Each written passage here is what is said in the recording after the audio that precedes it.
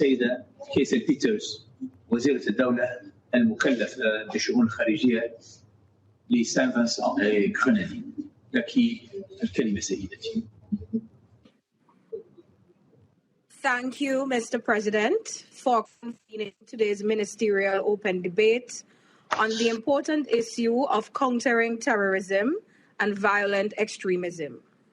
I would also like to thank Under Secretary General for Counterterrorism, Vladimir Voronkov, and CTED Executive Director, Michelle Collins, and Executive Director of Neem Foundation, Fatima Akilu, for their invaluable informative briefings. 2 decades ago, the Security Council's adoption of Resolution 1373 directed all states to take a range of measures against terrorism. Today, terrorism and violent extremism in all their forms and manifestations continue to threaten international peace and security. The recent attacks on 2nd January 2020 that claimed over 100 lives in Niger serves as a painful reminder of the devastating impact of terrorism.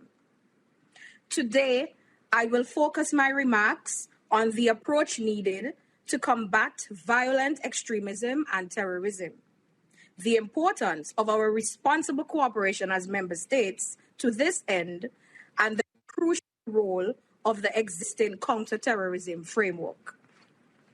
First, to successfully mitigate the threat of terrorism, we must look far beyond the domain of military strategy.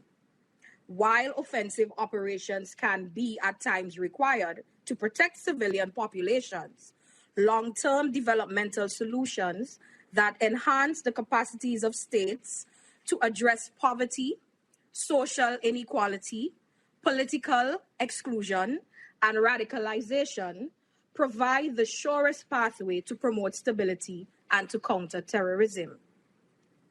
As we highlighted at last week's open debate on maintaining peace and security in fragile contexts, greater efforts are needed to address the root causes of fragility, which leaves states and their populations vulnerable to a range of security threats, including terrorism.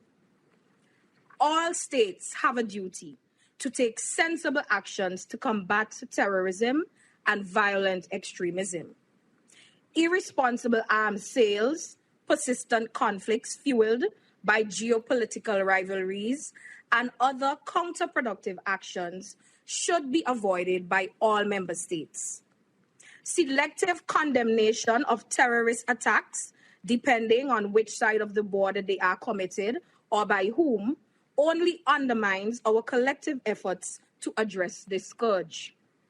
In addition, we must all ensure that any measures taken to combat terrorism comply with obligations under international law, in particular, international human rights, refugee, and humanitarian law.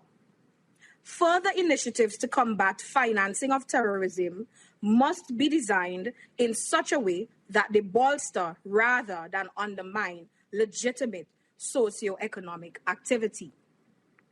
Today, as countries work to counter terrorism, the COVID-19 pandemic presents additional challenges. In this context, we welcome the measures adopted by the Counter-Terrorism Committee, the CTC, to continue the implementation of its mandates.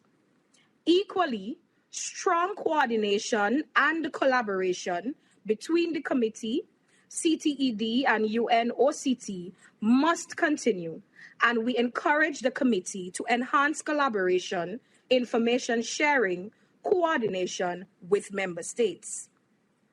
Indeed, international, regional, and sub-regional cooperation remains vital in combating terrorism and bringing terrorists to justice. The UN Global Counterterrorism Strategy is a useful tool to further this cooperation between states. Building capacity and enabling technical cooperation between all countries to counter the terrorist threat must be a top priority of the international community. In conclusion, Mr. President, I would like to welcome the adoption of the presidential statement as an outcome of our deliberation today. Not only does the presidential statement provide an important basis for reinforcing the Council's engagement on countering terrorism, but it also builds on the Council's consistent, unequivocal, and strong condemnation of terrorism in all its forms and manifestations. St. Vincent and the Grenadines joins all other responsible states in condemning this scourge, and we reaffirm our commitment to fight against terrorism and violent extremism. Mr. President, I thank you. شكرا لك معالي السيدة بيترز على هذا البيان الهام، وأعطي الآن